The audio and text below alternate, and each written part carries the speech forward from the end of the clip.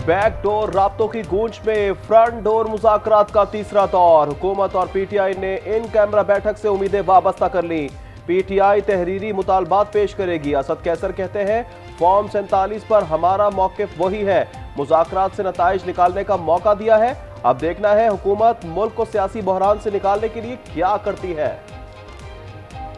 दोनों खात देने हैं, आज हम बैठक में दलेंगे और फिर हुकूमत देखती है कि हुकूमत कितना संजीदगी दिखाती है या हुकूमत जो है ना उसका क्या रिस्पॉन्स करती है। हमने तो एक चांस दिया, एक मौका दिया हुकूमत को कि वो अगर इस पॉलिटिकल जो इस वक्त अनसर्टेनिटी है उससे निकलने के लिए वो संजीदा है तो उसके पास ये मौका है।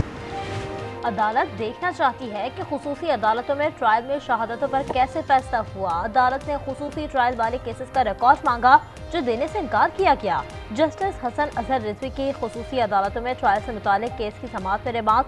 कहा नेचुरल जस्टिस में किसी को सुने बगैर सजा नहीं हो सकती।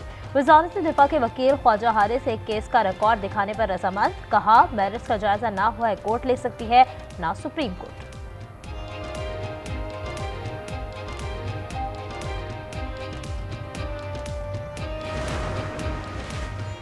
26वीं आईनी तरमीम की समाअत आईनी बेंच करेगा या रेगुलर बेंच।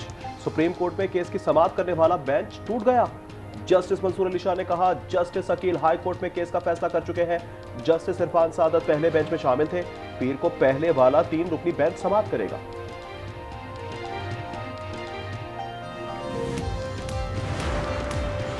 तोशा खाना 2 केस में बानी पीटीआई और बुशरा बीवी की बरियत की दरख्वास्त पर समाअत। वकील सलमान सफदर ने कहा 2 मुल्जिमान के लिए एक दरख्वास्त पर एतराज था।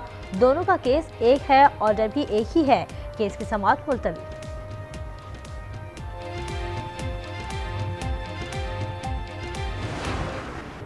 पंद्रह माह से जारी इजरायली मजालिम को लगा ब्रेक। इजरायल और हमास के दरमियान जंग बंदी मुआहदा हो गया। अमल दरामद 19 जनवरी से होगा।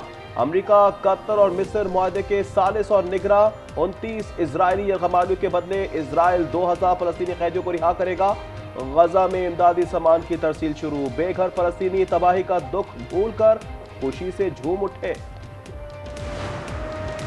हमास का अहले गजा के सब्र और बर्दाश्त को सलाम। डॉक्टर खलील अल हिया कहते हैं इसराइल को कुछ नहीं मिला। जिनकी आंखों से आंसू बहे हम भूलेंगे ना माफ करेंगे।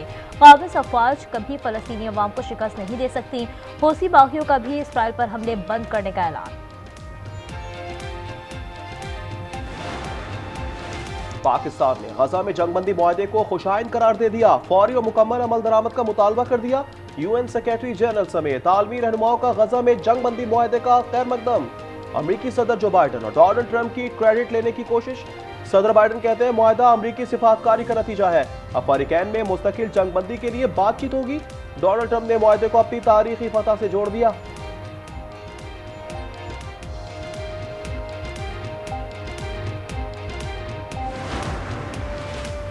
जंगबंदी मुआहदे के बाद गजा में इसराइली हमले तेज। मज़ीद 40 फलस्तीनी शहीद।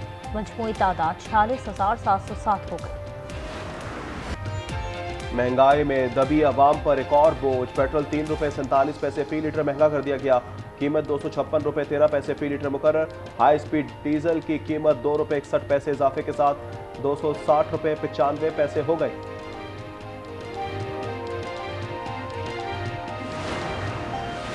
वज़ीर आज़म का छोटे कारोबार के लिए कर्ज की रकम 15 लाख रुपए करने की हिदायत। छोटे और दरमियाने कारोबार से मुताल्लिक जायजे में वज़ीर आज़म शहबाज शरीफ ने कहा कारोबारी सहूलियात को आलमी तकाज़ों से हम आहंग किया जाए।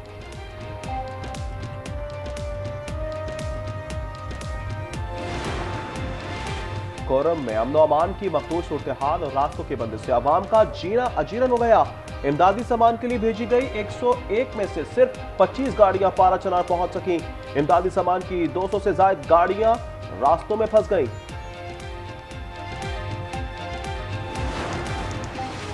केपी में अस्पताल भी बेअमान। मर्दान मेडिकल कॉम्प्लेक्स में खातून से इज्तिमाई ज्यादती के मुल्जिमान नौकरियों से मुअत्तल। जुर्म साबित हुआ तो नौकरी भी जाएगी। नोटिफिकेशन जारी। कराची में एक हफ्ते में 3 बच्चे लापता। शहरियों में खौफ की लहर छा गई। गार्डन के इलाके से 5 और 6 साल के 2 बच्चे लापता। वज़ीर आला का पुलिस को बच्चों की फौरी बाजियाबी का हुक्म। सेहत के शोबे में अहम कामयाबी, मुल्की सतह पर वेंटिलेटर्स की तैयारी शुरू। पहले पाकिस्तानी वेंटिलेटर की कीमत 30 लाख रुपए मुकर्रर। 100% डिजाइनिंग और 80% पुर्जे मकामी तौर पर तैयार किए गए।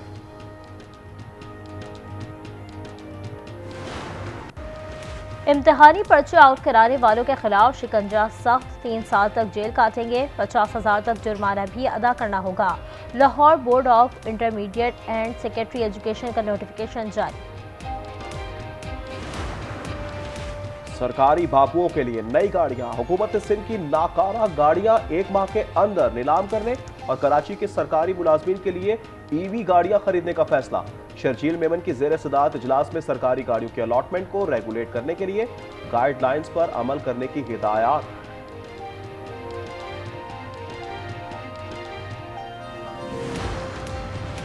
मुल्क भर में कड़ाके की सर्दी, बदाई इलाकों में पहाड़ों पर बर्फ की सफेदी। किला सैफुल्लाह, बादीनी, कान मेहतरजई में भी बर्फबारी। पंजाब और सिंध के मुख्तलिफ इलाकों में धुंध के बायस ट्रैफिक की रवानी शदीद मुतासिर।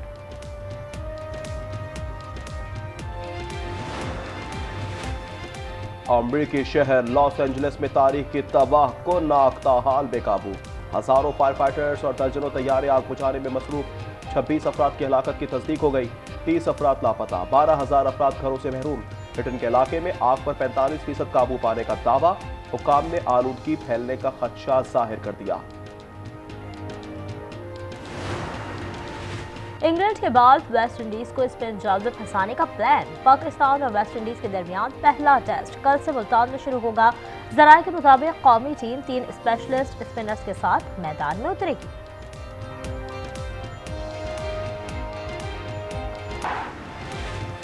भारतीय फिल्म नगरी में सनसनी। अदाकार सैफ अली खान के घर में डकैती की कोशिश। मज़ाहमत पर सैफ अली खान जख्मी हो गए।